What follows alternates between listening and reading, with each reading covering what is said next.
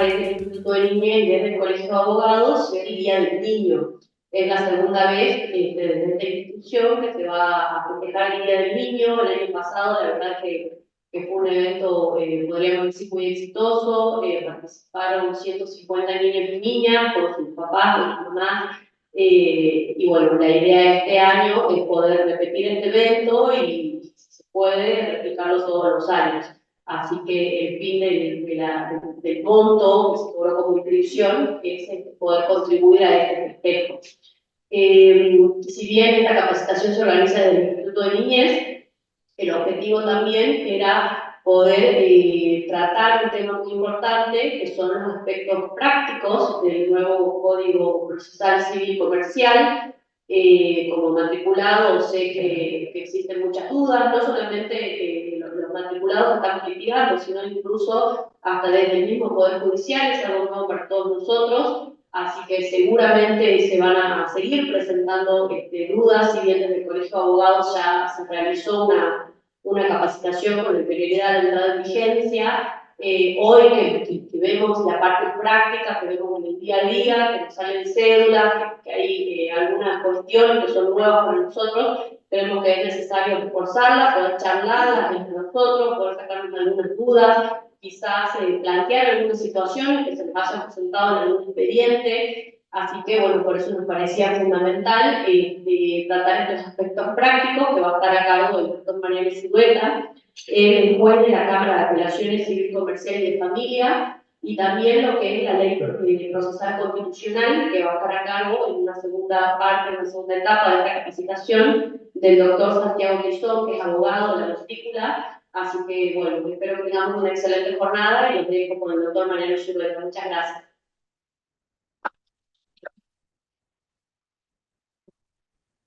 Hola, buenas tardes. Bueno, gracias al Colegio de Abogados nuevamente por haberme invitado a dar esta charla sobre el nuevo Código Procesal Civil y Comercial. Gracias a la doctora Ferreira Jens también por haber tenido esta iniciativa, fue idea de ella y bueno, este tan noble destino, ¿no es cierto?, para que puedan llevar adelante la celebración del Día del Niño aquí en el Colegio de Abogados. Así que bueno, nuevamente gracias. También compartiendo aquí con el doctor Santiago Tizón, una vez más, las capacitaciones de estos nuevos códigos, porque, nada, la primera conclusión que puede decirse en los últimos años es que el abogado de hoy en día es muy distinto al de hace 10 años. ¿Y por qué digo ello? Porque tenemos, no sé, 10 normativas cruciales en lo que hace al litigio y al operador del derecho. Desde el 2015 tenemos un nuevo Código Civil y Comercial, los que hacen penal tienen un nuevo Código Procesal Penal en la provincia, a nivel federal tenemos un Código Procesal Penal federal en Jujuy y Salta, y bueno, nada, la batería de códigos que fueron sancionados fines del año pasado, ¿cierto? Con modificación incluso de la ley orgánica del Poder Judicial, todo lo cual está, y ni que hablar la nueva constitución de la provincia de junio del año pasado, con lo cual como que hay que volver a la facultad más o menos para estudiar toda esta gran cantidad de normativa, que por cierto viene a incorporar distintas modificaciones y cambios que ha sido tan bien recibida por todo el fuero, ¿no? Como diciendo, che, ¿para qué cambiaron? ¿Para qué modificaron? Estábamos bien. Y bueno, yo les digo, y es que la verdad que queríamos complicarlos a los abogados, ¿viste? Nosotros en el Día del Abogado queremos celebrar esto. Ponerles trabas, notificarles todos los días, crear procesos monitorios. ¿Viste qué es esto de procesos monitorios? Me llama una jueza el otro día, que por supuesto no pienso dar el nombre, pero me dice, ¿para qué ponen monitorio si es lo mismo que el ejecutivo? ¿Para qué ponen la autosatisfactiva? Bueno, y así un montón de mensajes cariñosos a nosotros, los que hemos querido en rigor de verdad, y ahora sí hablando en serio, tratar de mejorar la justicia, acelerar los procesos y dar una respuesta a los litigantes, y más que los litigantes, por cierto, a los ciudadanos. Nosotros éramos conscientes de que podía mejorarse la justicia. Esto es un punto más, quizá con estas normas no vamos a mejorar toda la justicia, pero sí queremos hacer este aporte y bueno, será el tiempo quien dirá si estamos o no en la buena senda. En el mes de julio del 2024, la Suprema Corte de Justicia también dictó una acordada 94 del año 2024, implementando la Oficina de Gestión Judicial, al igual que ocurre en el MPA o en el Fuero Penal, también para el Fuero Civil y Comercial. La idea de esta Oficina de Gestión Judicial es poder organizar todo el trámite del proceso, la fijación de audiencias, notificaciones, etcétera, etcétera, de modo de colaborar con el juez. Ser, como si se podría simplificar diciendo, como que fuera un secretario más con toda su oficina a merced y al auxilio del juez. Así que calculo yo que en breve, en muy pocos días, ya estará en vigencia, seguramente con algunos procesos en particular, y esto irá siendo gradual en lo que corresponde a la Oficina de Gestión Judicial. Otro tema pero muy importante que viene ocurriendo desde el 1 de agosto, porque por supuesto había algunos rumores de que no iba a entrar en vigencia el código, muchos abogados felices, ¿no? Que no entrara en vigencia, pero bueno, estamos con el nuevo Código Procesal Civil y Comercial y todas las leyes procesales dictadas en consecuencia. Pero el gran dilema es el derecho transitorio, o sea, tenemos que hablar un poco de derecho transitorio y trabajarlo. Y esto significa qué ley aplicamos, porque por supuesto que los procesos judiciales que llevan mucho tiempo pueden haberse iniciado, de hecho hay un montón de procesos que así lo testifican, con anterioridad al 1 de agosto del 2024, ¿no? Y bueno, en el interín nos viene este nuevo Código Procesal Civil y Comercial, entonces, ¿qué código aplicamos a este proceso iniciado con anterioridad al 1 de agosto? Bueno, lo primero, hemos sacado acá un libro con la editorial de Fuste de Derecho Transitorio, en donde hemos intentado dar respuesta en algunos de estos institutos, ¿no? Lo primero que también tenemos que decir es de que en el mes de julio también se sancionó la ley 6402, y con esta ley supone de que hay una modificación a las cámaras civiles y comerciales, de modo tal que todos los procesos que llevan adelante y que son competentes las cámaras civiles y comerciales que antes entendían en salas como cuerpo colegiado, ahora resuelve unipersonalmente el presidente de trámite, y es el presidente de trámite quien dicta la sentencia final. Esto, a las claras, reporta un gran beneficio para cada uno de estos jueces, porque antes tenían un solo día de la semana para poder tomar audiencia de vista y causa, a lo sumo 2 días de la semana para tomar audiencia de vista y causa, y tenían que estar los 3 jueces. Si había que viajar al interior, tenían que ir los 3 jueces. Entonces, esto posibilita de que sea un solo juez, ¿no es cierto?, que cuente con los 5 días de la semana para poder fijar audiencia de vista y causa, y si viaja al interior, si tiene que hacer una inspección ocular o lo que tuviera que hacer ese juez, los otros 2 jueces de la sala podrán seguir analizando y estudiando sus propias causas. Por supuesto que estos van a ver que el reclamo ante el cuerpo que nosotros teníamos previsto en el Código Procesal Civil ya no va a ser tanto de aplicación como lo era antes, porque ahora, en rigor de verdad, contra la sentencia a dictar por el juez de la Cámara Civil y Comercial, va un recurso de apelación. Es importante que aquí no metan la pata o se equivoquen, porque pueden llegar a declararse desierto el recurso. Si bien me parece que por una cuestión de informalismo a favor del litigante y en estos tiempos de transición que tienen un plazo razonable, es posible que se admitan ciertos equívocos y pueda considerar la justicia de que aquí no hubo error. Por ejemplo, el recurso de inconstitucionalidad, ¿dónde se interpone luego del 1 de agosto? ¿Se sigue interponiendo ante el Superior Tribunal de Justicia, la Suprema Corte de Justicia, o ante el tribunal que dictó la sentencia recurrida? El nuevo código dice que tiene que ser ante el tribunal que dictó la sentencia recurrida. Ocurrió de todo, en estos días está pasando de todo, o sea, presentan el recurso en la Cámara, presentan el recurso en el Superior Tribunal, en la Suprema Corte, también cambiamos de nombre, por cierto, al máximo tribunal. Entonces, lo cierto es que hay que interponerlo ante el tribunal que dictó la sentencia. ¿Sí? Lo mismo con la queja. La queja se interpone directamente ante el tribunal que quiero que entienda y que revoque la concesión o el no otorgamiento, digo bien, de la concesión del recurso, y ya no va más ante el juez o ante el tribunal que haya dictado la resolución que me denegó la apelación o el recurso de inconstitucionalidad. Es decir, todos estos cambios, ¿no es cierto?, hacen que tengamos que analizar el derecho transitorio. Y para analizar el derecho transitorio, por supuesto que hay que ir al artículo 7 del Código Civil y Comercial, que sienta un principio general. Y este principio general dice que las leyes se aplican de manera inmediata a todas las situaciones o relaciones jurídicas, incluidas claramente los procesos judiciales en trámite.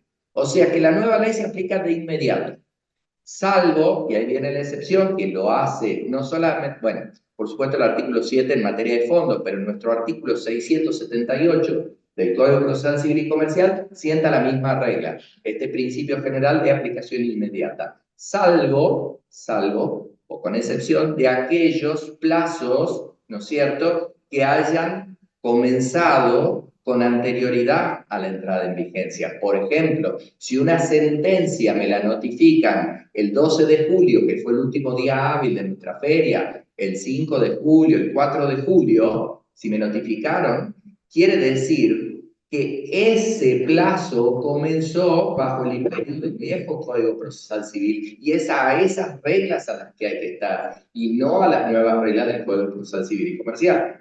¿Estamos? O sea, que toda aquella resolución que sea anterior al 1 de agosto, que haya sido notificada, en principio rige la vieja ley, y todo aquel plazo que no haya iniciado todavía, pero que sí haya tenido inicio con posterioridad al 1 de agosto, se aplicará el nuevo Código Procesal Civil y Comercial. Volviendo a la ley 6402, también hizo modificaciones, además de las resoluciones unipersonales, en materia de competencia. Los juicios de prescripción adquisitiva pasan a los juzgados de primera instancia. Los juicios de nulidad de contratos o de instrumento público pasan a Cámara Civil y Comercial. Esto es una novedad que existe en la modificación a la Ley Orgánica del Poder Judicial, Ley 6359 y Ley 6402.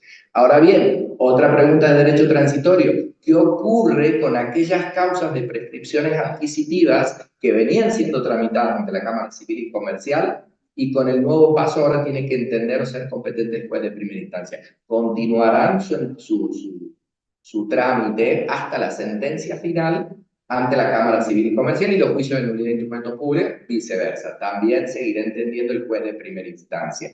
Todas aquellas causas judiciales iniciadas con posterioridad al 1 de agosto, se le aplica la nueva ley, ciertamente, y ya serán competentes la Cámara Civil y Comercial para el juicio de nulidad de instrumentos públicos, juicio o nulidad de contratos, o a la inversa, el juez de primera instancia para aquellos juicios de prescripción adquisitiva. Otra pregunta y duda que surgió: ¿qué pasa con aquellas medidas preliminares o previas a los juicios de prescripción adquisitiva iniciados con anterioridad al 1 de agosto, pero la demanda ordinaria es interpuesta con posterioridad al 1 de agosto? En estos casos, a mi entender, una cuestión muy personal, vamos a ver qué sostiene la jurisprudencia, entiendo de que sigue siendo competente el que era el juez de las medidas preliminares, porque así dicen las reglas especiales de competencia, que es juez competente en el juicio ordinario quien lo fue en el juicio de las medidas. Eso me lleva a mí a la conclusión de que es juez competente del juicio ordinario de prescripción adquisitiva, aun cuando la demanda fuera interpuesta con posterioridad al 1 de agosto, aquel juez de Cámara Civil y Comercial que lo fue en las medidas preliminares. ¿Sí?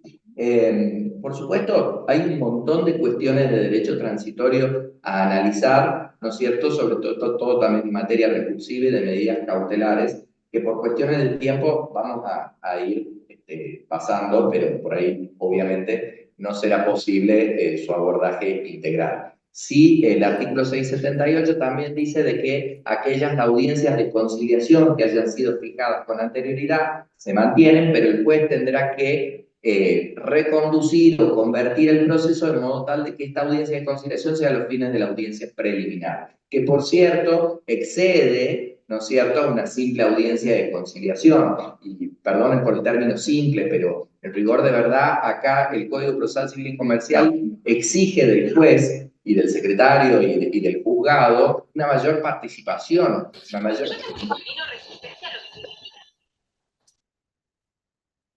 Bueno, luego de esa introducción, exige una mayor activismo por parte del juez en la audiencia preliminar, convencidos, como ocurre en otras provincias, de que este mayor activismo del propio juez, que donde las partes y los propios letrados vean al juez de que se involucra, posiblemente, ¿no es cierto?, culmine el proceso o incluso acelere los trámites, donde el juez por ahí dice, no, esta prueba no te la admito porque es inconducente, para que indague también a las partes de modo tal de facilitar el trámite del proceso, y por ahí el tiempo que se pueda perder en una audiencia preliminar, ¿no es cierto?, seguramente que va a ahorrar meses y meses de pruebas que por ahí no tenían sentido.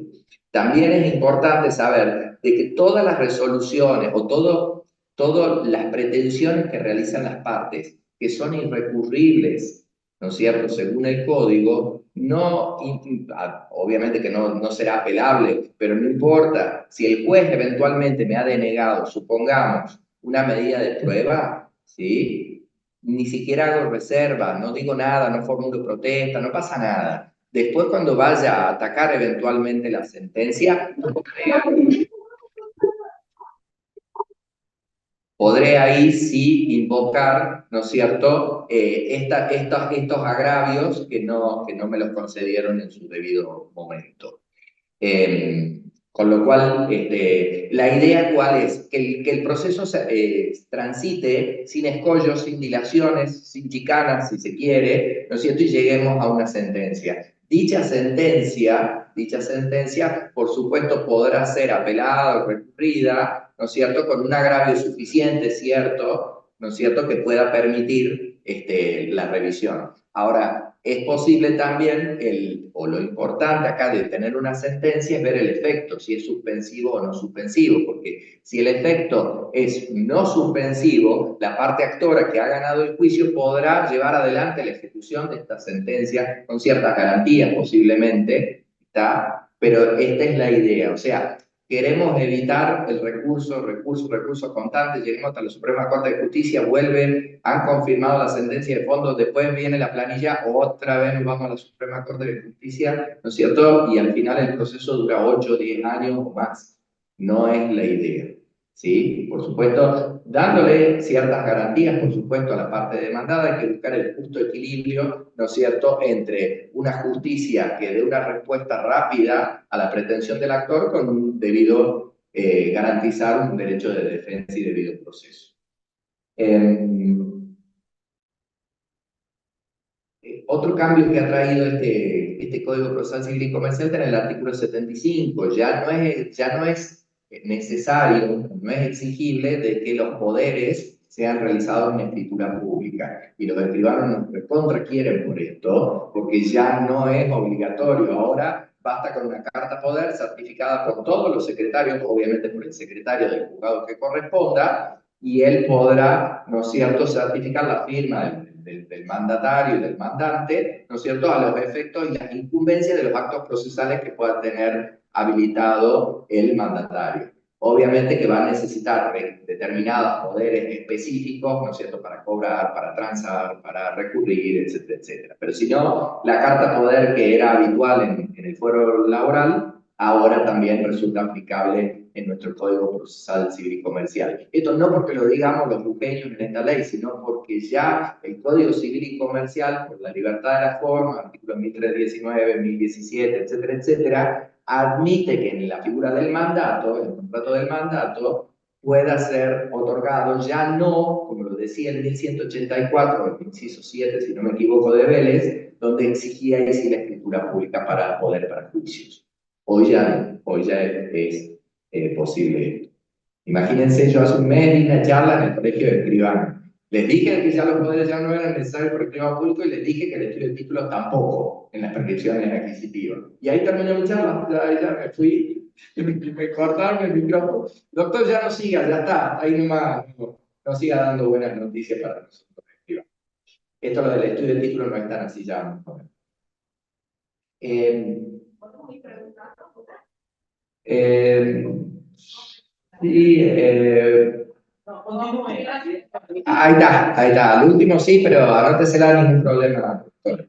Respecto al tema de las medidas cautelares, sí, por supuesto, bueno, ustedes saben de que la promoción del proceso principal, el artículo 283, al igual que antes, tiene que ser interpuesto en el juicio principal desde que es concedida la medida dentro del plazo de 15 días, bajo apercibimiento de pagar los daños ni perjuicios, que el mismo juez tiene que establecer si hay o no daños ni perjuicios. Eso es importante. De todos modos, si eventualmente esta parte actora solicita una medida cautelar y pide la reserva, ¿no es cierto?, en secretaría, si se presenta el cautelado y pide que le corra traslado de la demanda, el juez va a intimar a la parte actora a que amplíe la demanda en un plazo no mayor a 30 días bajo apercibimiento de levantar la medida cautelar y archivar las actuaciones, sin perjuicio de los daños y perjuicios que esa medida cautelar pudo haber ocasionado. Así que cuidado con eso,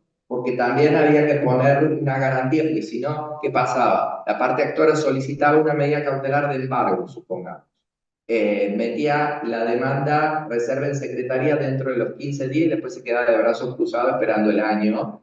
Y antes del año metía una ampliación cortita y dice, ya voy a seguir ampliando. Entonces pasaban 2 o 3 años y el cautelado seguía con el inmueble, supongamos, o el vehículo embargado. Entonces, como que sonaba un poco extorsivo. Sí, sí es cierto que algunos tribunales antes de este código ya exigían, como lo dice el actual nuevo Código Procesal Civil y Comercial, que hay que acreditar, ¿no es cierto?, el motivo del pedido de reserva o de suspensión del traslado de la demanda. Ya lo vamos a ver, no me quiero saltar, ya lo vamos a ver. También es importante de que tengan en cuenta de que las medidas cautelares desde su inscripción, 5 años, ¿sí? Cualquier tipo de medida cautelar, salvo la inhibición general de bienes, que dura 10 años en los registros. Artículo 284 del nuevo código. El 290 le permite a quien ha sido embargado en sus bienes, sobre todo, por supuesto, en los juicios de contenido patrimonial, de que pueda sustituirse donde se deposita el dinero, ¿no es cierto?, reclamado, y se procede a la sustitución del embargo. Es en definitiva una subrogación real. Ese dinero, ¿no es cierto?, quedará ahí depositado, se podrá constituir un plazo fijo, bueno, de alguna manera, pero ahora sí, por el 290 del código, se permite esta sustitución. Luego, en el artículo 306, 307 y 308 hemos desarrollado la tutela anticipada como nuevo instituto procesal, si se quiere, que es sumamente excepcional, lo recalco, lo reitero, porque hay algunas personas que me dijeron, che, pero ¿cómo es posible esto? Lo reitero, es sumamente excepcional. Para el caso de un peligro, ¿no es cierto? Tiene que haber una urgencia, tiene que haber un daño irreparable si es que no se hace lugar a la medida. Esto tiene que estar justificado y tiene que haber abundante prueba que acredite esta situación. Y se ha reglamentado, este es el principio general para cualquier supuesto. Luego, en el 307 y en el 308, hemos regulado el desalojo, que anteriormente era el desalojo inmediato y no el anticipado. El desalojo anticipado es cuando todavía no venció el contrato, ¿no es cierto? Entonces yo ya sé que el locatario no se va a ir del inmueble, promuevo el desalojo anticipado de modo tal que la sentencia que vaya pueda ejecutarla para el caso que no se vaya el inquilino. El desalojo inmediato, por el contrario, que era el 389 bis en el viejo código, si no me equivoco, permite que en los supuestos de intrusos o de contratos de locación vencidos o por falta de pago, saben que tiene que ser de 2 meses o más, y por supuesto habiéndolo intimado, el juez pueda otorgar, ¿no es cierto?, o hacer lugar al lanzamiento, ¿no es cierto?, en estos casos. Y el artículo 307 y el 308 específicamente dice 2 cuestiones muy importantes. Primero que nada, tiene que estar trabada la litis. no es inaudito aparte, no es una medida cautelar. Tiene que estar trabada la litis en cualquier etapa del proceso. Y segundo, tiene que haber una garantía suficiente. ¿Sí? Y dice garantía suficiente porque antes decía caución real. Bueno, acá no lo limitamos. Será el juez quien pondere realmente qué tipo de garantía deberá prestar la parte que se beneficia por un desalojo como tutela anticipada, donde fíjense si lo pide y el juez lo considera porque realmente es un intruso, porque realmente el contrato surge palpable que está vencido, ¿no es cierto? Bueno, en esos casos, o puede ser como dato, ¿por qué no? Despachará sin más la medida. En estos casos, por supuesto, el juicio sigue, no es que se acabó, puede recurrir eventualmente la otra parte, y el otro es la reivindicación. La reivindicación, artículo 308, también como supuesto de tutela anticipada. ¿Qué significa tutela anticipada? El juez, de manera anticipada a la sentencia, ya le entrega el inmueble, en este caso, o lo pretendido, puede ser una suma de dinero también, ¿no es cierto? Y ese monto de dinero, supongamos que estamos reclamando con tutela anticipada, va a ir a cuenta de lo que eventualmente la sentencia futura, después de todo el trámite, vaya a condenar. Caso contrario, si resulta que no tenía razón, tendrá que devolver el dinero que tuvo que pagar a los intereses notificados por el juez. Aquí no hay una multa, creemos que no es impedimento para que el juez eventualmente considere si existió realmente una falta de lealtad, porque después se demostró efectivamente que la documentación había sido adulterada o de alguna otra manera hayan llevado a la convicción a meter la pata por parte del juez, ¿no es cierto?, condenar este tipo de conductas. Si voy muy rápido, bueno, me paro, no hay ningún problema. Artículo, la idea de esta charla es hacer algunos pincelazos o temas relevantes que hayamos modificado con el nuevo código. Caducidad de instancia. Acá hay dos modificaciones centrales en lo que antes teníamos en el 200 del Código Procesal Civil. Artículo 319 y 320. Primero que nada, mantuvimos el mismo plazo de un año de inactividad, pero acá puede ser purgada. O sea, pasó un año y 10 días, pasó un año y 10 meses, nadie dijo nada, el juez no intimó, el demandado nada dijo, puede presentar, ¿no es cierto?, la parte actora, señor juez, pido apertura a prueba, señor juez, pido una audiencia. El pago de aporte no es considerado acto procesal. Acá hay una jurisprudencia muy variada porque el código exige, como todos los códigos procesales, tiene que ser un pedido que haga avanzar la instancia, ¿sí? Es más, las actuaciones de otros expedientes, los cautelares, tampoco son entendidos como hacen mover la instancia. Entonces, va a estar claro, en definitiva, qué hace mover la instancia, qué hace llegar, en definitiva, hasta el dictado de la sentencia, ni más ni menos. Ahora bien, por supuesto que si pasó más del año de inactividad y se presenta el demandado y acusa la caducidad de instancia, la misma, por supuesto, será declarada, ¿cierto? Obviamente no tiene que estar a despacho para dictar sentencia o a despacho del juez, de que el juez se quedó ahí a despacho del juez y no ha resuelto nada. En ese caso, por supuesto que no. Pero habrá que analizar cada caso, ¿no es cierto?, realmente si existió o no abandono de la instancia por el plazo anual. Entonces, la primera modificación es esta, de que puede ser purgada a diferencia del plazo automático de oficio y de pleno derecho que establecía el anterior Código Procesal en el artículo 200.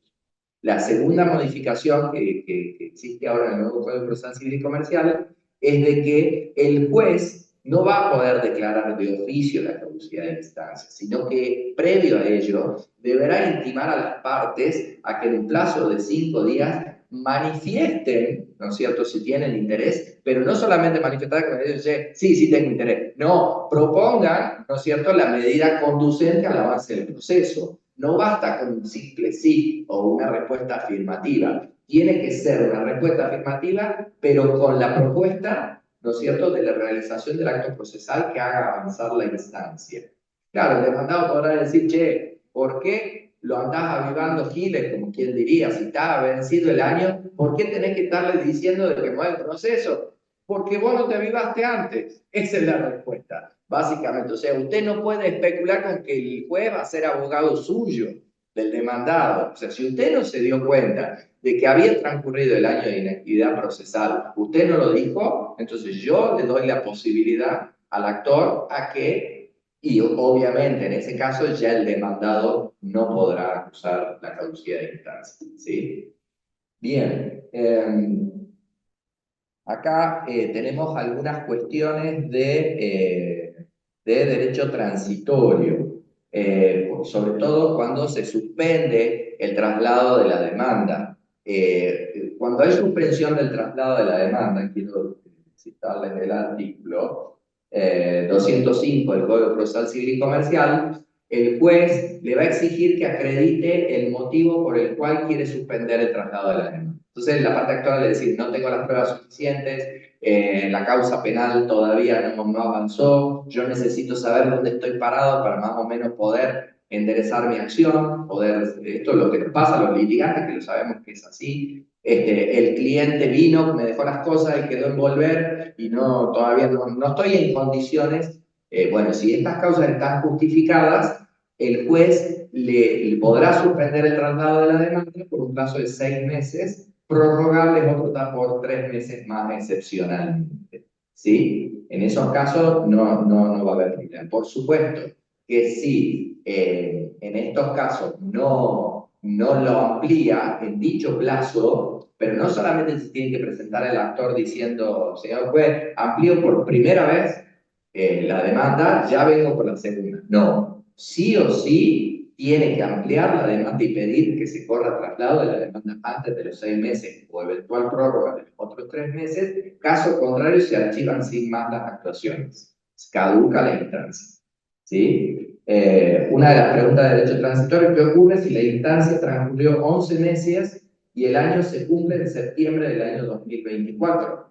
¿La caducidad puede ser saneada conforme lo habilita el nuevo Código Procesal Civil Comercial o no?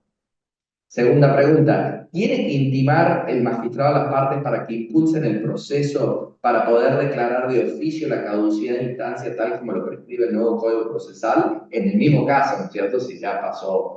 Bueno, en ambos casos nosotros, en la obra de derecho transitorio, consideramos que se aplica la nueva ley. O sea, el principio general. Se aplica la nueva ley, entonces, si transcurrieron 11 meses, ¿no es cierto? Y el año se vence en septiembre del 2024, supongamos, ¿no? No puede purgarse ya esa caducidad de instancia y el juez, perdón, estoy diciendo al revés, perdón, puede purgar, por cierto, el actor, ¿no es cierto?, esta inactividad anual, ¿no es cierto?, que lo permite el nuevo código, que se aplica el principio general de la nueva ley, así como también el magistrado tiene que intimar, ¿no es cierto? También sugerimos que para el caso de que se efectivizó, se verificó, supongamos a junio del 2024 hay un año de inactividad. Hoy en agosto agarra el expediente el juez, ¿puede declarar de oficio? Y sí, de poder puede, porque el año de inactividad se verificó antes de la entrada en vigencia del nuevo Código Procesal. No sería muy saludable que diga, me parece, como sugerencia, que debiera intimar, ¿no es cierto?, al actor, a las partes, a las partes, porque por ahí el propio demandado, en el menor de los casos, pero por ahí quiere una sentencia, ¿no es cierto?, que lo absuelva o que lo libere en el juicio que pudiera existir.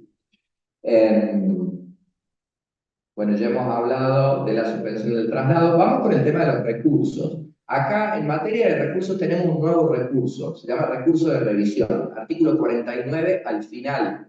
¿Por qué? Porque este artículo 49 le da muchísimas facultades al secretario. El secretario lleva prácticamente todo el expediente, todo el trámite del expediente con su sola firma. Con su sola firma. Salvo el primer decreto para declararse competente, ese sí tiene que ir con el juez. Es el juez quien tiene que decir si es o no competente. O sea, el resto, vistas, libramiento de oficios, traslados, etcétera, etcétera, lo hace el secretario. Si el secretario, nosotros como parte consideramos que metió la pata, metemos un recurso de revisión ante el juez. está dentro de los 5 días para que modifique o revoque, ¿no es cierto? Por contrario, bueno, no sería por contrario, pero que revoque para que deje sin efecto esa resolución. Esto es nuevo, esto no estaba en el anterior Código Procesal, producto un poco de esta, no sé si es descentralización, pero como que el trámite lo lleve o la Oficina de Gestión Judicial o el secretario, ¿sí? Bueno, obviamente ahí el juez podrá confirmar o no. Si confirma, ahí ya tenemos el recurso de revocatoria, el recurso de apelación. Ya les dije de que en aquellas resoluciones que son irrecurribles podrán ser, ¿no es cierto?, objeto de agravio en el recurso contra la sentencia. Saben también de que todas aquellas resoluciones o decisiones que hayan sido tomadas por el tribunal o por el juez en las audiencias tienen que ser interpuestas en la misma audiencia, bajo percibimiento de causa ejecutoria, dice el artículo 226.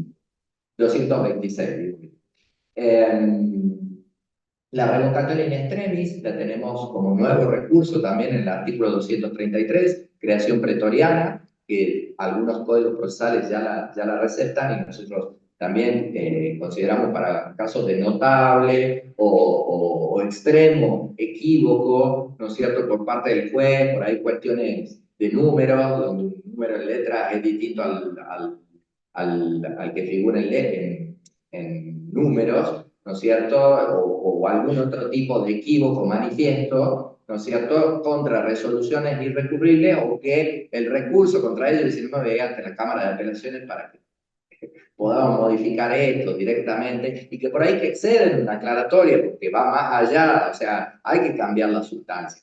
En estos casos, dentro del plazo de 5 días, puede interponer su recurso de revocatoria in extremis, el cual no resulta procedente en contra de las resoluciones firmes. ¿Sí? No va en contra de las resoluciones firmes. Se me pasó el plazo. Sin perjuicio, obviamente, claro está, de que el juez, advertido, aún estando vencido el plazo, el juez sí de oficio puede modificar en caso de un notable equívoco. Si vamos a interponer aclaratoria con revocatoria in extremis, las dos de manera conjunta, no una después de otra, porque si no, se considera que ya ha abandonado la neutralidad procesal. El reclamo ante el cuerpo, que está en el artículo 54, es contra tribunales colegiados.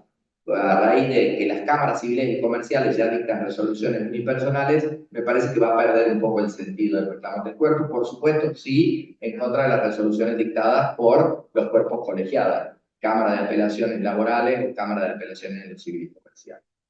Recurso de inconstitucionalidad y manifestación previa. Ya hemos visto que el recurso se interpone en contra del tribunal que haya dictado la sentencia recurrida. Por ejemplo, Cámara de Apelación en lo civil y comercial o la Cámara Civil y Comercial en la apelación, ¿no es cierto?, la sentencia que resolvió la apelación de la sentencia unipersonal y por supuesto en aquellas sentencias que hayan dictado como tribunal, como sala que lo vienen haciendo, o sea, en estos procesos que vienen tramitando, o sea, no es de que no existen más las sentencias de los jueces de las cámaras civiles y comerciales. Si el expediente está integrado, si la audiencia de vista de causa se llevó adelante, son esos 3 jueces quienes tendrán que dictar esa sentencia.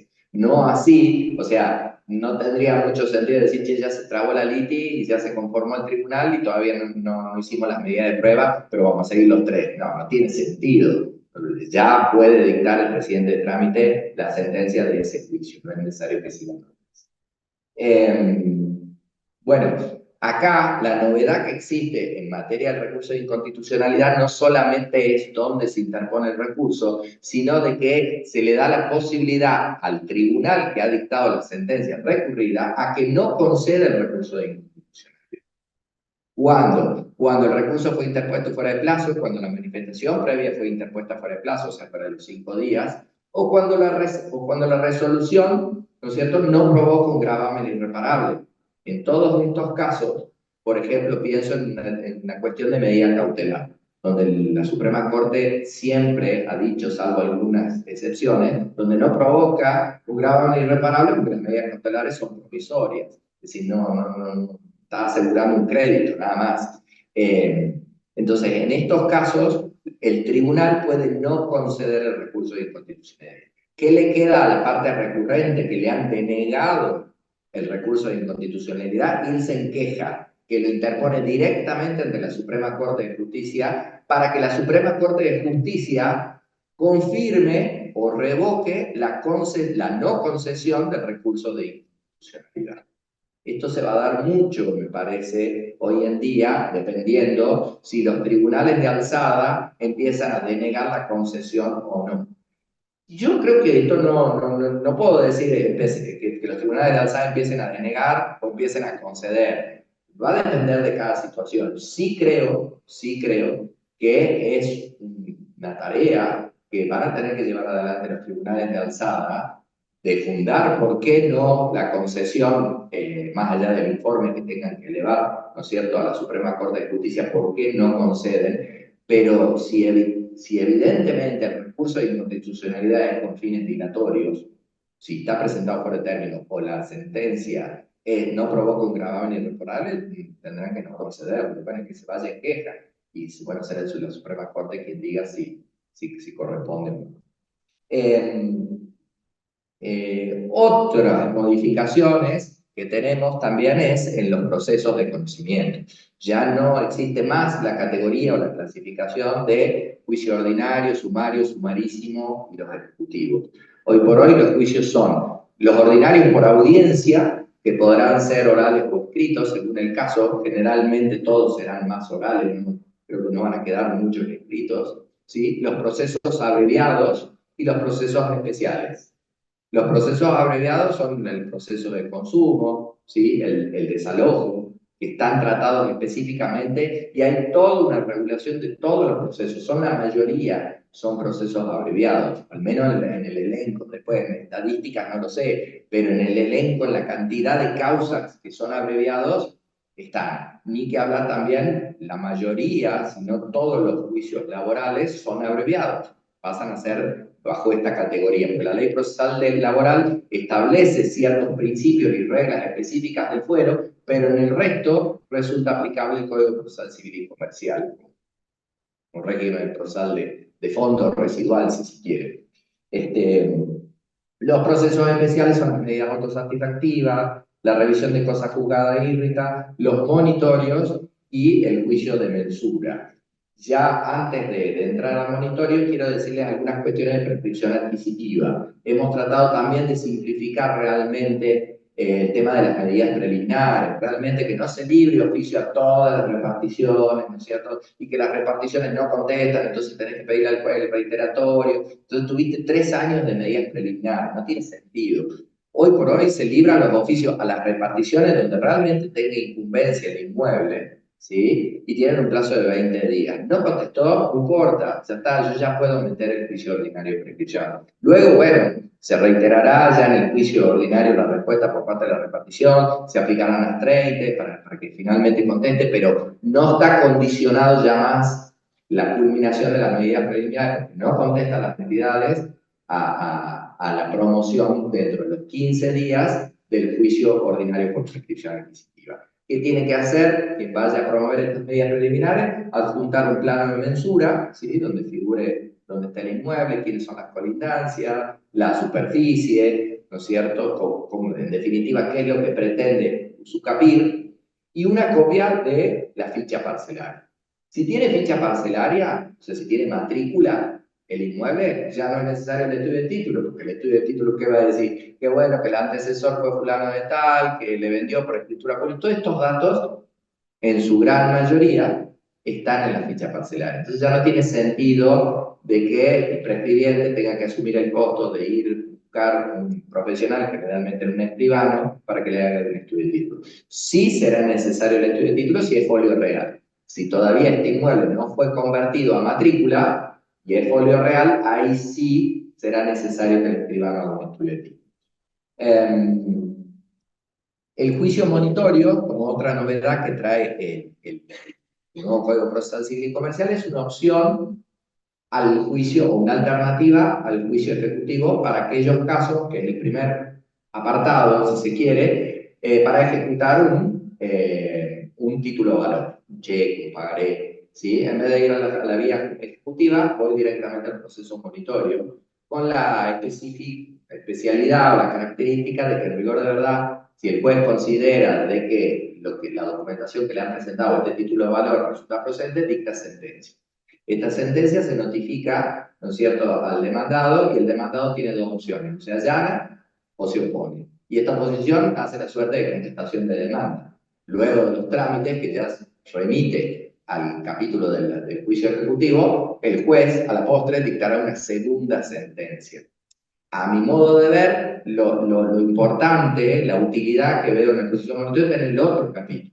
¿Por qué digo esto? Porque, por ejemplo, para cancelar rentas o hipoteca, ya no tengo que probar, no, directamente voy con un monitorio o con una división de condominio.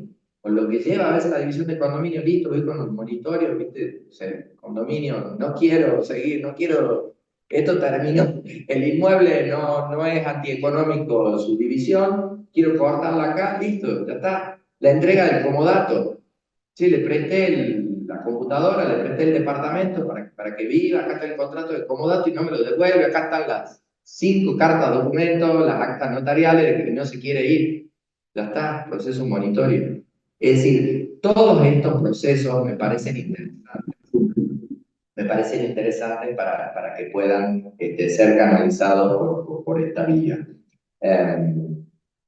El otorgamiento de la escritura pública, también vengo con el boleto de compraventa, también lo intimé al vendedor y no me quiere escriturar, señor juez, dicte sentencia, si no quiere escriturar el vendedor, escriture usted, listo, directamente en proceso monitorio. Me parece que aquí, quizás también en el otro, pero no le veo el tanto aporte respecto al juicio ejecutivo, que de hecho remite independientemente de la sentencia y de alguna otra cuestión que posiblemente se me esté pasando, pero yo creo que acá está la utilidad. Por último, no sé si estoy muy excedido con el tiempo, ya termino, el tema del proceso sucesorio. ¿Sí? Acá, ¿qué es importante? De que declare el presentante quiénes son los otros herederos. Esto lo tiene que hacer, una suerte de declaración jurada. ¿Sí? Bueno, obviamente quién es el causante, cuáles son los bienes que conforman la masa hereditaria. Y con ello, bueno, el juez abre la sucesión, podrá de oficio o a pedido de parte, si corren riesgo los bienes, podrá adoptar medidas preventivas o conservatorias, designando un administrador provisorio para cuidar estos bienes, o también, ¿qué pasa mucho en la práctica? Generalmente uno de los herederos está gastando la plata porque tenía la autorización con el plazo fijo de la cuenta corriente del causante. Entonces el otro heredero está viendo de que se están gastando los bienes de la herencia del otro hermano. Entonces, bueno, en estos casos podrán, a pedido de parte, reitero, o de oficio, incluso el Ministerio Público, el defensor oficial también podrá solicitarlo, ciertas medidas preventivas. Ya no existe más la audiencia del 437, sino de que agotado, vencido el plazo de 30 días para que se presenten acreedores u otros eventuales herederos, ¿sí? Y previa vista al Ministerio Público, dicta declaratoria de herederos el juez, en lo cual significa emplazarlo en calidad de heredero para aquellos que no tuvieran el llamamiento por la propia ley, porque por supuesto que los herederos forzosos ya son herederos y no necesita de que venga un juez a declararlo tal. La declaratoria de herederos invite de herederos en rigor de verdad a aquellos que no están llamados a la sucesión como herederos forzosos. Esto está, perdón, artículo 597 y siguiente.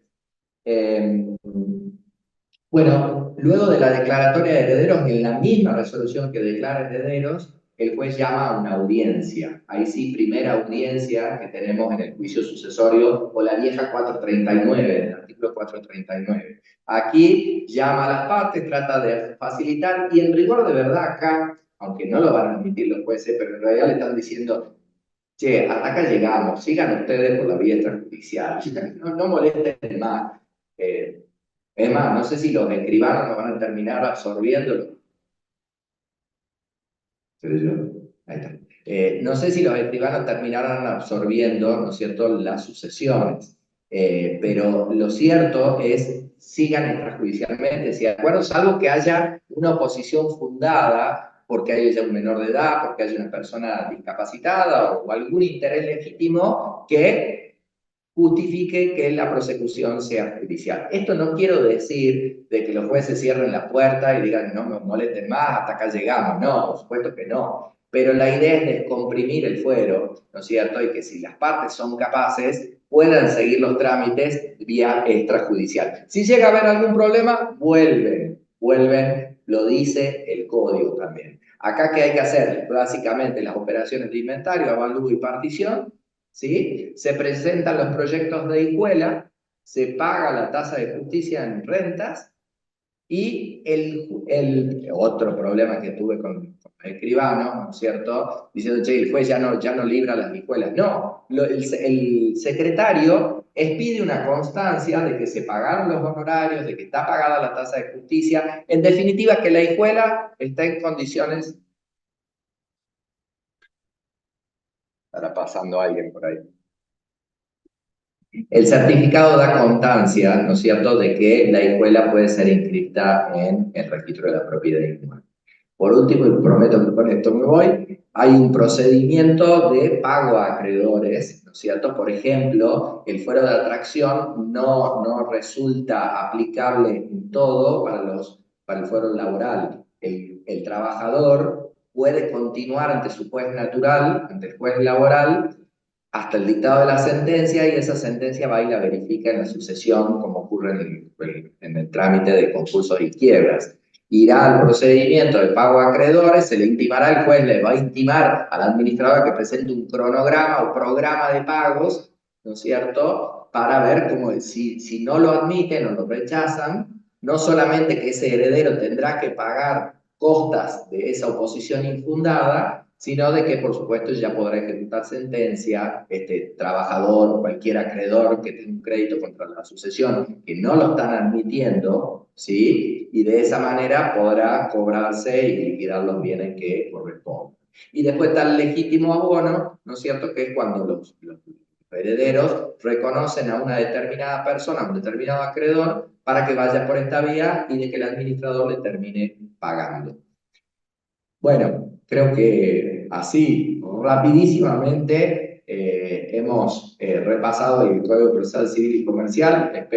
Por supuesto, espero las preguntas después de la disertación de Santiago, a disposición, y feliz día del abogado. La segunda parte de esta capacitación. El doctor Santiago Pizón es abogado de la matrícula, nos va a hablar sobre lo que es la ley procesal constitucional, acción de amparo, amparo por mora y conflictos colectivos. Bueno, ¿qué tal? Muy buenas tardes. Muchísimas gracias y muchas felicidades tanto a la Comisión Directiva del Colegio de Abogados, en particular al Instituto de la Niñez, presidido por la doctora Gabriela Ferreira Allén, por esta iniciativa y por la finalidad que tiene, que es recaudar fondos para el festejo del Día del Niño que viene. Bueno, yo voy a hablar un poquito de la Ley Procesal Constitucional, esta norma que de alguna manera viene a reemplazar lo que era la antigua, ya digo antigua, porque tiene muchos años e incluso había quedado desfasada con la propia Constitución Nacional y Provincial, de la antigua Ley de Amparo. Viene también a reemplazar la Ley de la Acción Autónoma de Inconstitucionalidad y también viene a reemplazar una vieja ley que era de procesos colectivos. En primer lugar, quiero empezar hablando un poco de lo que es la acción de amparo. El amparo, el régimen se aplica en diferentes fueros, tanto contencioso administrativo, se aplica también en las cámaras civiles y comerciales cuando el amparo es entre particulares, en el fuero laboral también se aplica. Además, hay un artículo especial en la ley procesal laboral por la cual se rigen por el trámite del amparo, tanto lo que son amparos sindicales, acciones derivadas de la ley de asociaciones sindicales, la reinstalación del trabajador y otra serie de normas. También en lo que es el fuero ambiental. En primer lugar, una modificación importante es en lo que hace a los supuestos de improcedencia de la acción de amparo. En primer lugar, se elimina lo que era contra actos dictados por el Poder Legislativo, porque claramente puede ser procedente.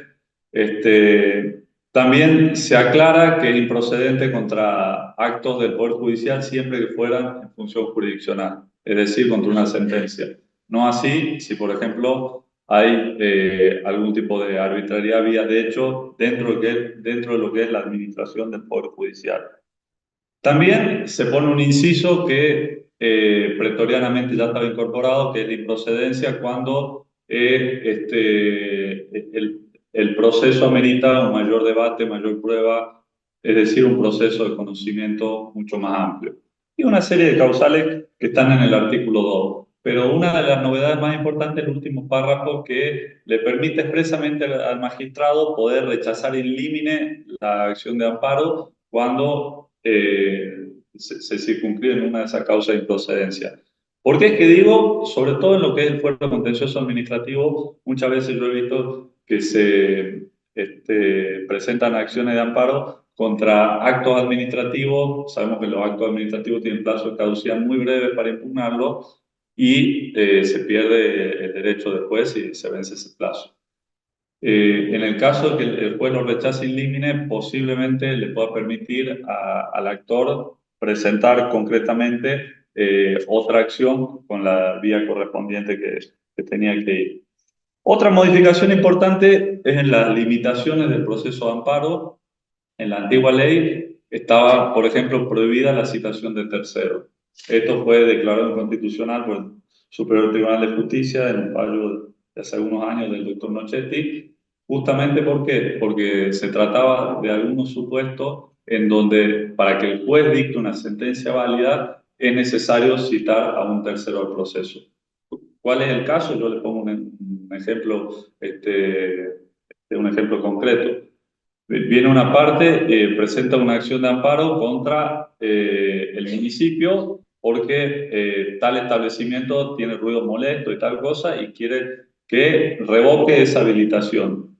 Se sustanció solamente con la municipalidad, pero ¿qué sucede? Si se hace lugar a esa acción, claramente va a tener efecto contra el propietario de ese inmueble del cual se está discutiendo. Y por ejemplo, en esos casos yo he visto que los magistrados, incluso de oficio, declararon la inconstitucionalidad de esa norma y citaban como tercero al propietario, a aquella persona que tiene, digamos, la titularidad de esa habilitación.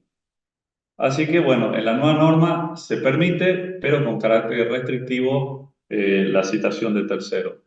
También hay una modificación que se elimina la prohibición de recusar sin causa a los jueces en el amparo. Esto es algo importante, está permitido recusar a los magistrados, incluso sin causa, pero dentro del término de 2 días. El plazo más cortito que hay, por lo menos en todo el ordenamiento, el Código Procesal Civil no tiene ningún plazo tan corto. También, para oponer la excepción de incompetencia, se prevé esta posibilidad, porque la regla es que en el amparo no se pueden presentar excepciones previas. La única regla es la incompetencia del tribunal, que también hay que oponerla dentro de los 2 días. ¿Por qué esto? Porque analizamos que actualmente hay muchos juzgados multifueros, territorialmente se han creado de diversos juzgados, y bueno, a veces es importante que la parte tenga esa posibilidad de poder cuestionar la competencia que tiene el tribunal. En lo que hace al trámite, se elimina también lo que era el anterior proceso sumarísimo, de que a mi juicio la verdad funcionó bastante mal en todo este tiempo. Si ustedes recuerdan, en el juicio sumarísimo, el demandado se tenía que presentar en una audiencia, llevar la contestación, presentarla ahí. En ese acto se le corría traslado al actor para que lea la contestación. En ese interín tenía que estar el juez o el secretario esperando así y la parte leyendo todo incómodo, a ver, está, para después relatar lo que son los hechos nuevos. Esto la verdad que hacía perderle tiempo al juez, al secretario, a las partes, hacía de alguna manera que menguara la posibilidad de defensa y además, a los fines prácticos, el juez estaba conociendo también ahí qué planteaba el demandado. Así que la idea fundamental en el amparo es que se llegue a la audiencia del amparo ya con la litis trabada, que las partes se haya presentado la contestación de la demanda e incluso el traslado de los hechos nuevos, el cual tiene una formulación bastante amplia que cada magistrado le va a poder dar, inclusive permitiéndole que los hechos nuevos se puedan hacer hasta en la misma audiencia en algunos supuestos. También hay una particularidad que el plazo para contestar demanda aquí es perentorio. Recuerden que en el Código Procesal Civil el único plazo que no es perentorio es el plazo para contestar demanda. ¿Qué significa esto? Que en el Código Procesal Civil, si la parte no denuncia el decaimiento del plazo para contestar la demanda, bueno, sigue el plazo vigente y se puede presentar en cualquier momento. Esta es otra excepción en el amparo, que el plazo es perentorio. También expresamente se permite la posibilidad al juez de que dicte la sentencia verbal.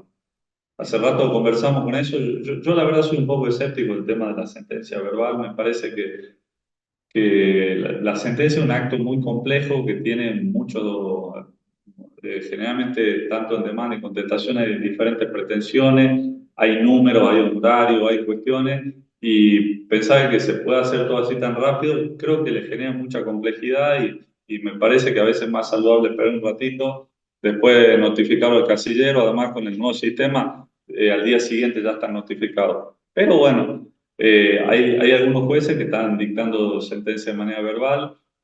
Yo lo que le quiero señalar es que la sentencia verbal tiene que estar fundamentada, tiene que estar motivada como toda decisión jurisdiccional.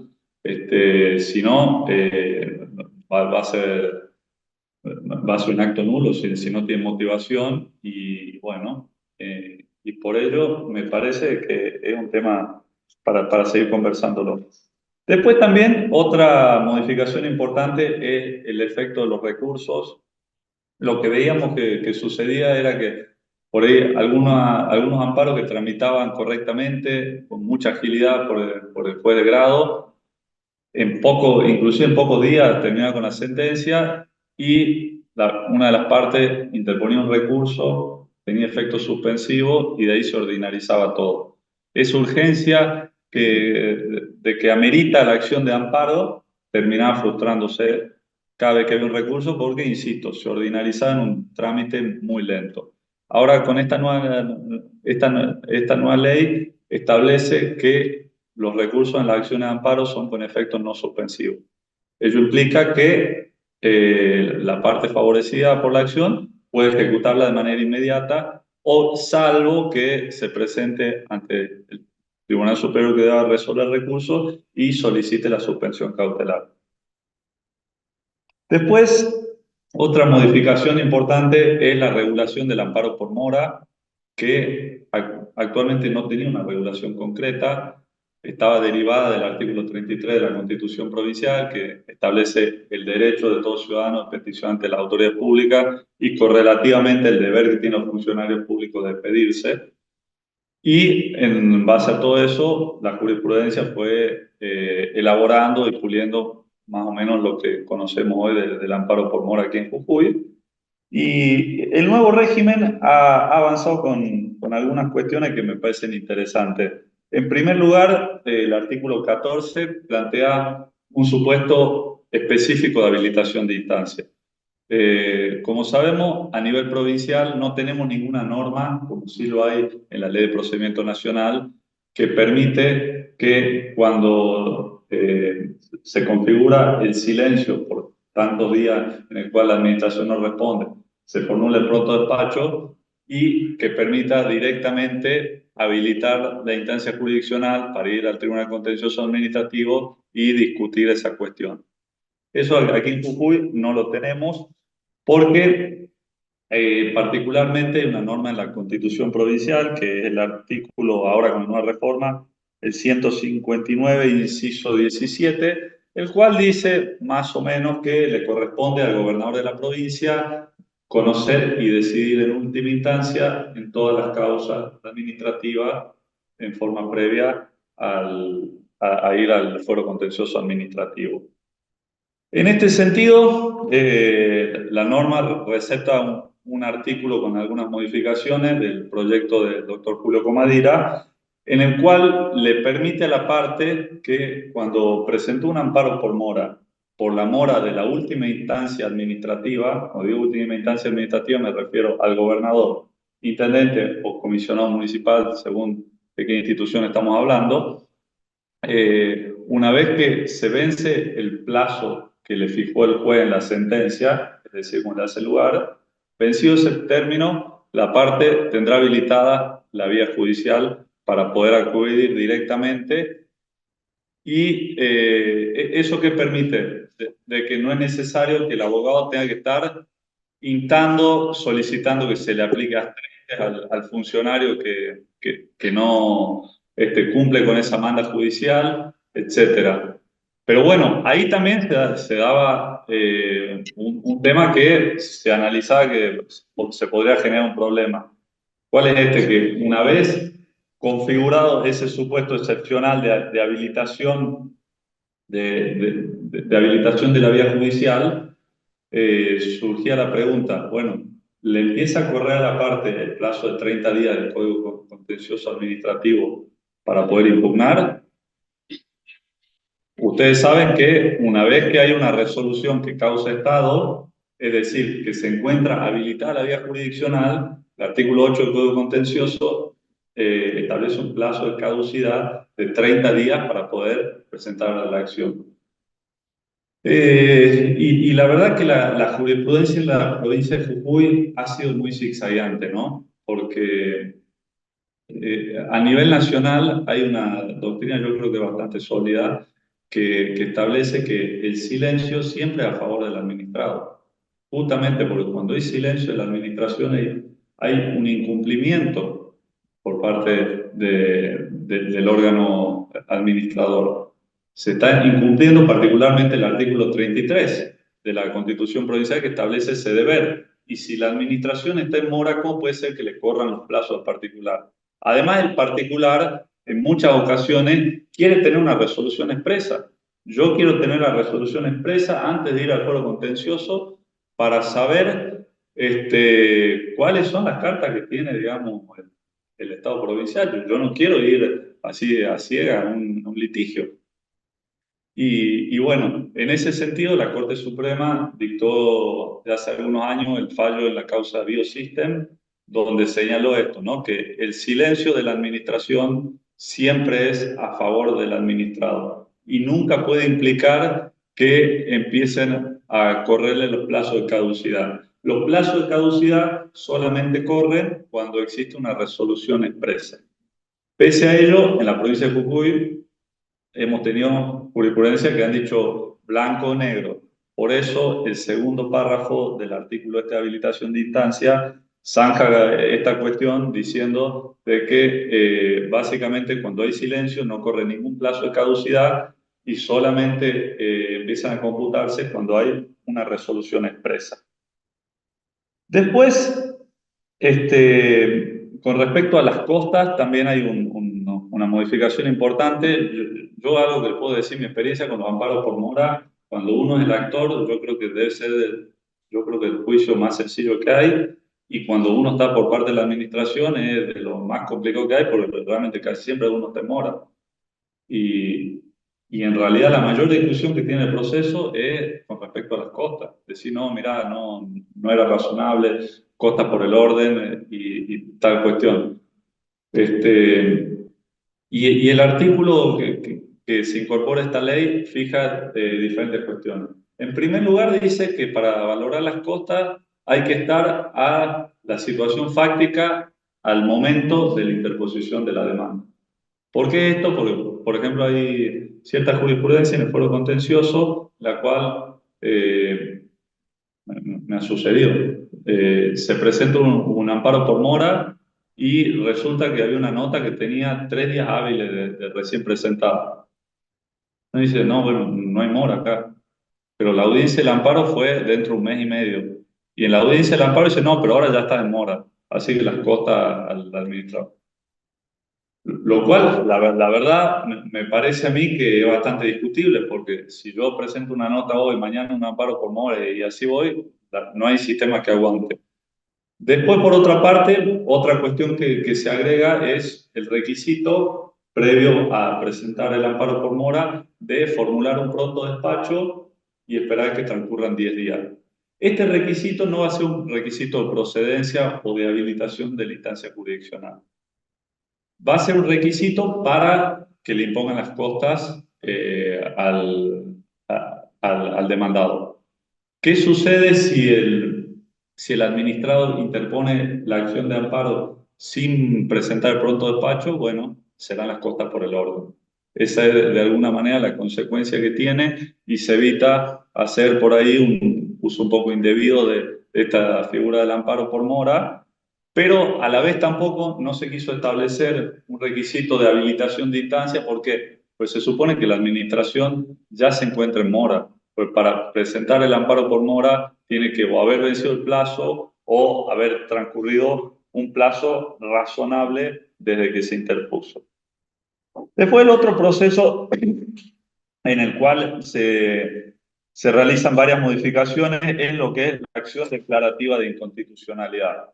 Nosotros en Jujuy, como en algunas provincias, tenemos, además del sistema difuso en el cual todos los magistrados de la provincia ejercen control de constitucionalidad, que todos pueden declarar la inconstitucionalidad de una norma, pero para el caso concreto tenemos la atribución de la Suprema Corte de Justicia que en esta acción puede declarar no solo la inconstitucionalidad de la norma, sino aniquilar ese artículo, aniquilar esa norma y que tenga efectos erga omnes, expansivo para todos y deja de tener vigencia esa norma que es contraria ya sea a una norma jerárquicamente superior.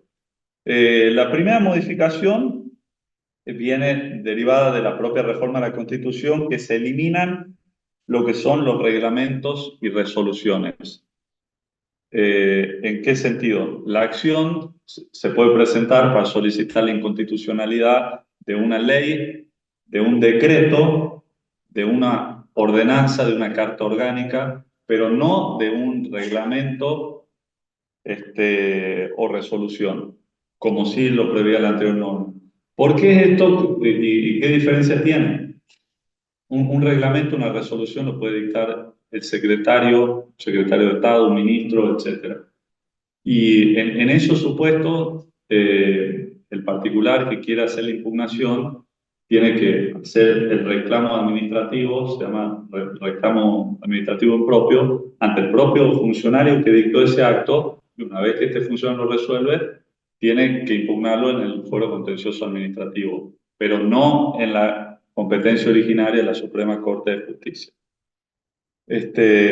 Y la otra aclaración es que la norma dice que solamente es para resoluciones de alcance general y contenido normativo. Contenido normativo, siguiendo al doctor Comadira, que hace esta distinción entre actos de alcance general de contenido normativo y no normativo. ¿Cuáles son de contenido normativo?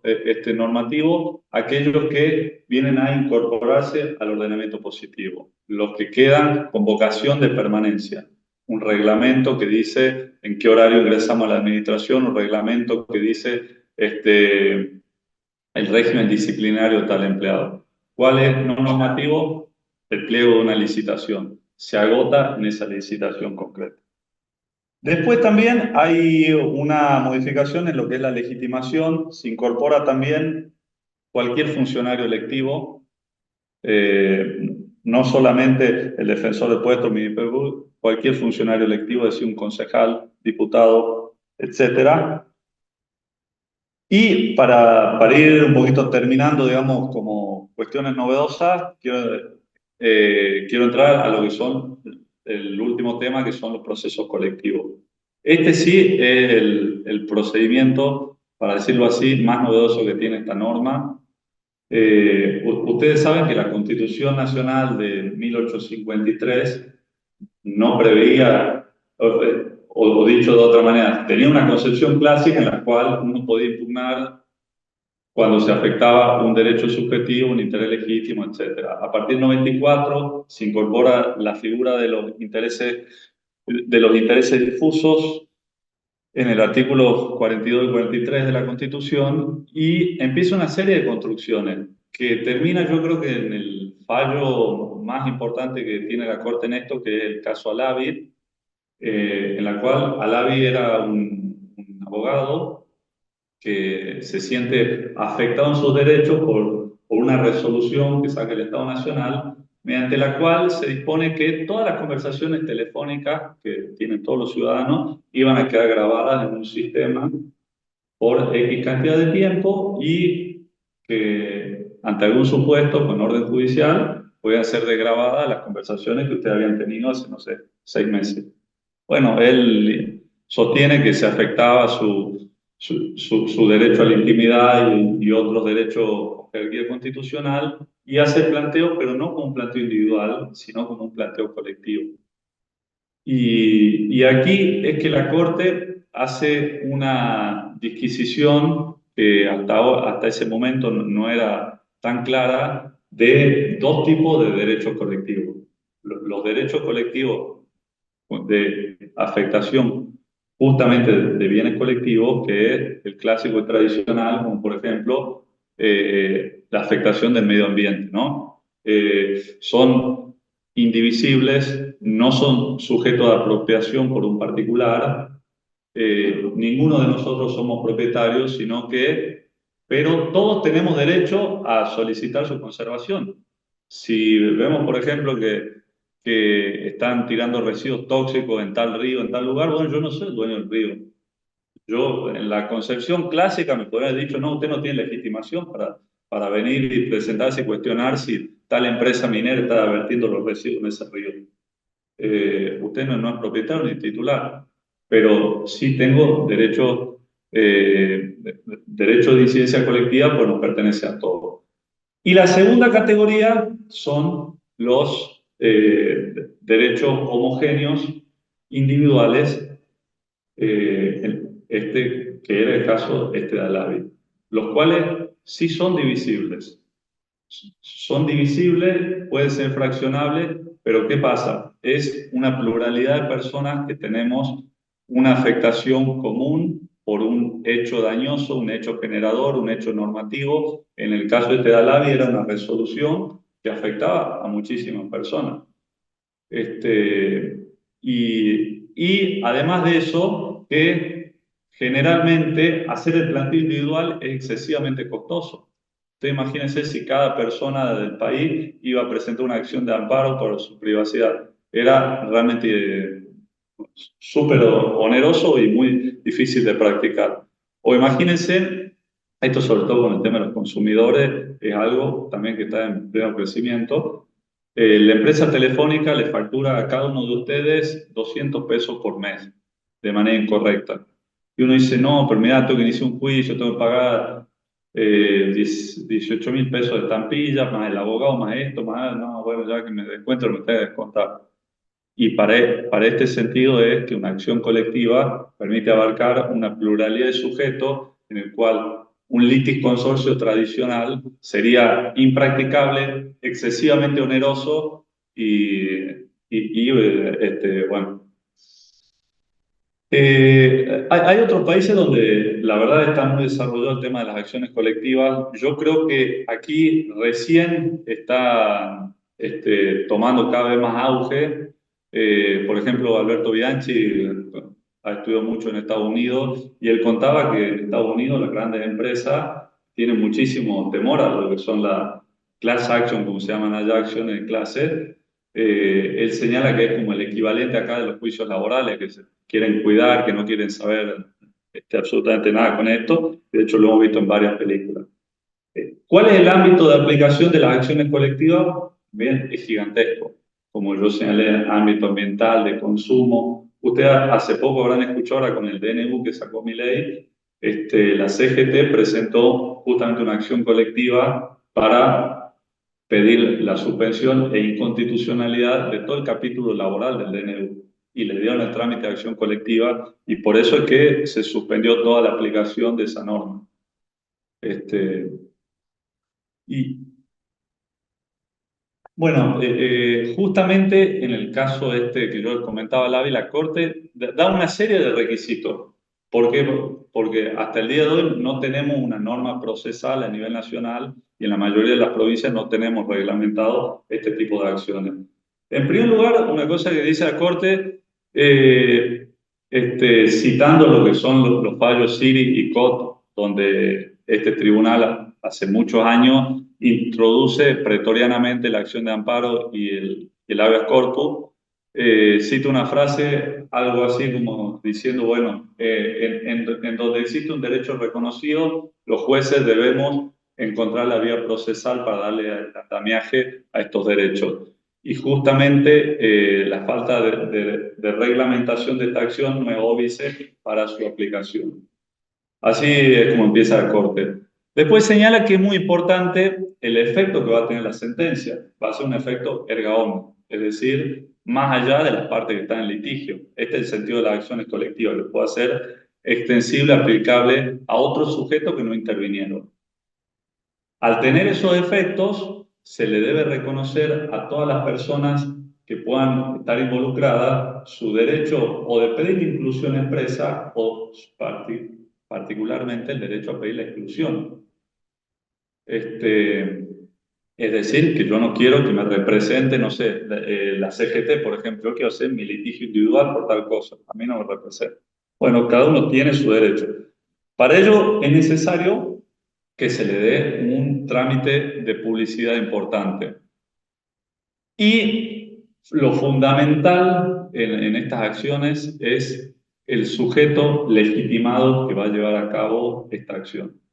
¿Por qué? Porque en las acciones tradicionales una parte le entrega un mandato a un abogado y se presenta en juicio por sus derechos. En este sentido, hay determinados sujetos que están principalmente en la Constitución y otros en las leyes, que cuentan con adecuada representatividad de un grupo, de un sector. Si nosotros vemos el artículo 43 de la Constitución Nacional, dice el afectado, el defensor del pueblo, el Ministerio Público, las asociaciones civiles que propendan esos fines, etcétera, entre otros. Y es por eso que el tema más importante en estas acciones es el trámite previo de reconocimiento de esa legitimación adecuada para iniciar la acción.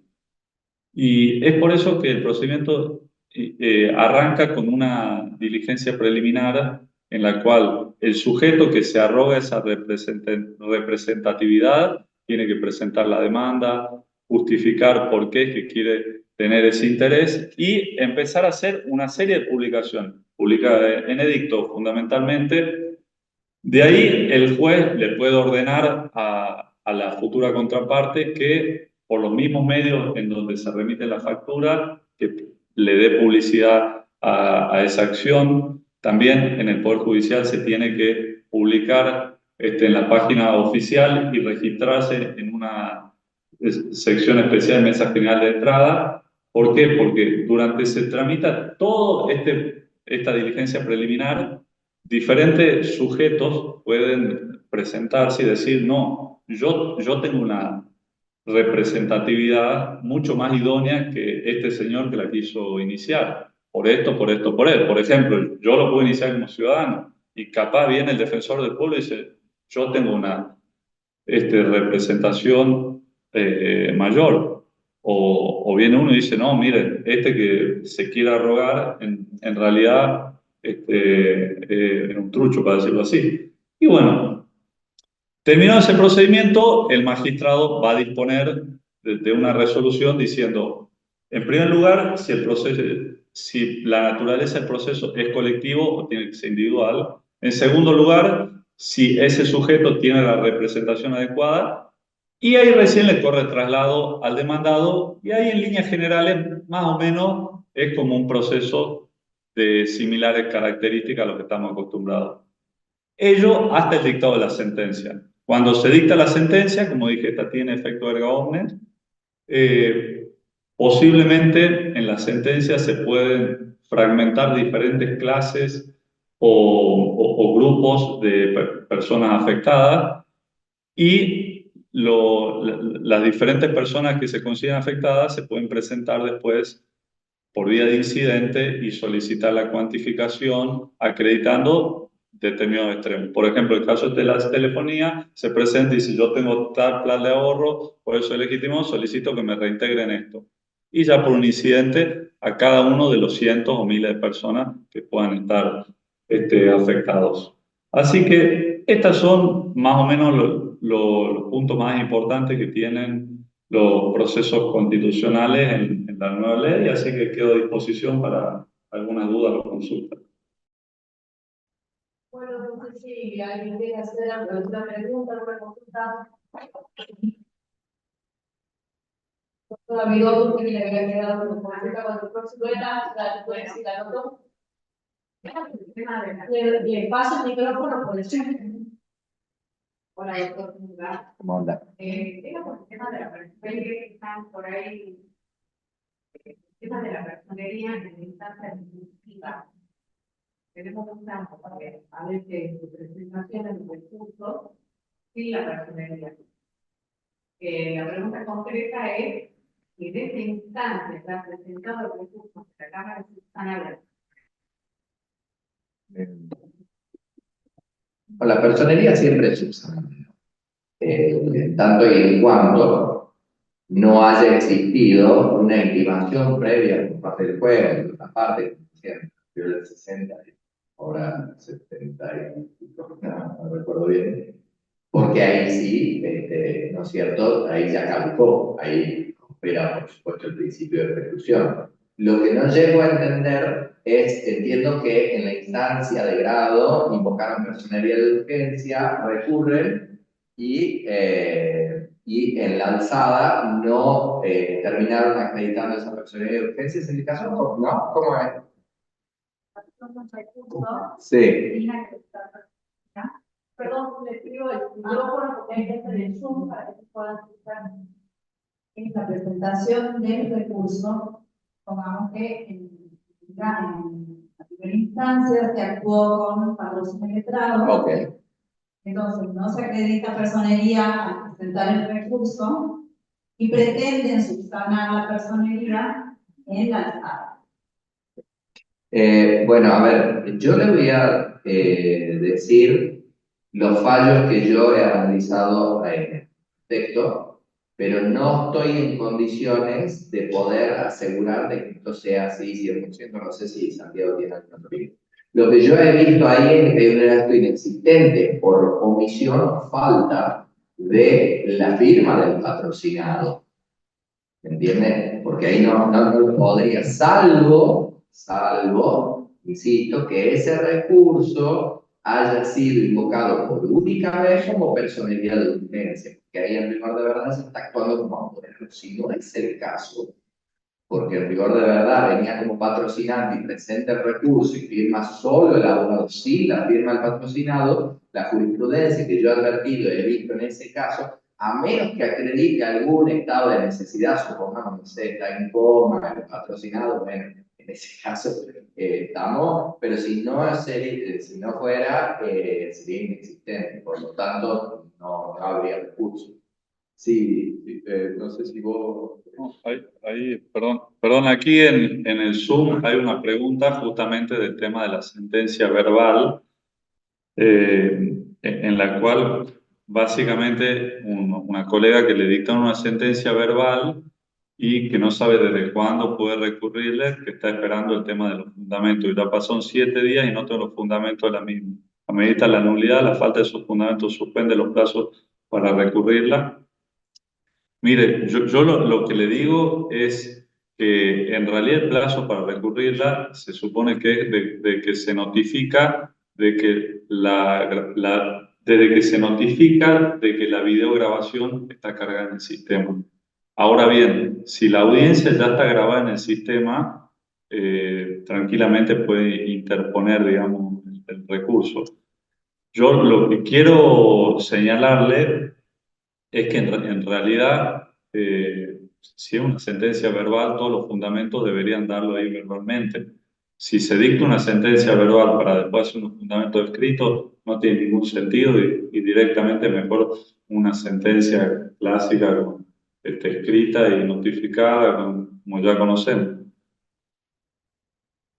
Sí, hay la última parte del artículo 436, cuando habla de la sentencia verbal, permite, pero dentro de 5 días, dice, también dentro del mismo plazo, que habla de creo que son 5 días, el juez puede hacer un resumen escrito de los fundamentos de su sentencia e incorporado al expediente electrónico. A ver, acá un poco lo que viene diciendo Santiago, que la sentencia sea verbal no quiere decir que seamos escuetos acá en el argumento. Artículo 3 del Código Civil Comercial hay que cumplirlo.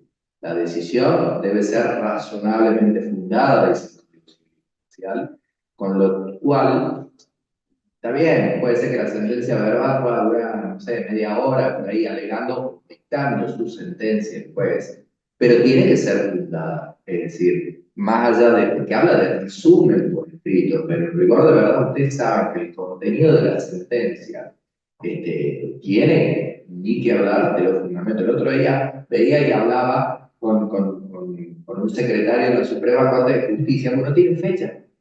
¿Cómo la sentencia de la Suprema Corte de Justicia no tiene fecha? Uno lee, dice en la ciudad de San Salvador de Jujuy, provincia de Jujuy, se reúnen los miembros integrantes, fulano, consultaron, tanto, y no tiene fecha.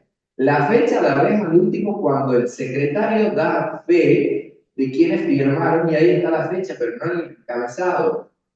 Bueno, yo creo y sugiero que tendrían que contenerla a la fecha. ¿Qué haces vos? ¿Ves una sentencia de la Suprema Corte y decís, che, a ver, esto qué gestión? 1980, 2000, 2024 es muy importante. Así que, bueno, nada, esa. Sí, doctor Ruiz. Sí, ¿qué tal? Buenas noches. El tema planteado, el efecto de la ratificación del patrocinado posterior a la presentación de la actividad recursiva, no viene a convalidar en ese caso el sistema. Yo creo que no, doctor. Yo creo que no, salvo hago una excepción para un caso de extrema necesidad debidamente probada. Si el letrado ha firmado, eso se guarda, ¿no? Eso puede ser una cuestión de mala praxis. Si el letrado ha firmado, incluido, ¿no es cierto?, del patrocinado, yo creo que es un acto inexistente. Por eso, ahora con mayor razón, a ver, por supuesto que los poderes ante escribano siguen siendo válidos, ni que hablar y sigamos haciéndolo. Bueno, ahora los abogados, ya no soy abogado, por ahí todavía me queda ese déjà vu de abogado.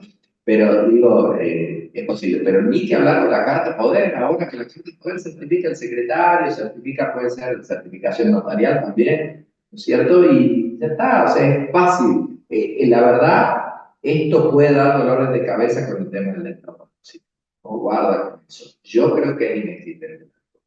Incluso también hubo unos planteos, ¿no es cierto?, cuando, claro, ¿qué pasaba? Firmaban digitalmente el abogado, pero era patrocinante y no adjuntaba el PDF firmado holográficamente por sí, acto inexistente. Sí, acá hay un colega, Daniel, que pregunta si se legisló sobre amparo precautorio. Mire, yo le comento que se charló ese tema en su momento y se llegó a la conclusión de que no era pertinente regularlo. En primer lugar, porque era algo que tenía que debatirse como se modifica el Código Contencioso Administrativo. El amparo precautorio es de origen pretoriano, acá el fallo en Nicuesa del Superior Tribunal de Justicia. A mi entender, yo la verdad no comparto, digamos, la solución que yo superior en ese caso, dándole forma de un amparo a algo que es una medida cautelar. Me gusta mucho más, como en el sistema federal, una medida cautelar autónoma que puede ser presentada, digamos, paralelamente a que la parte está tramitando la vía administrativa. ¿Tengo preguntas? Bueno, muy claro, doctores. Muchísimas gracias.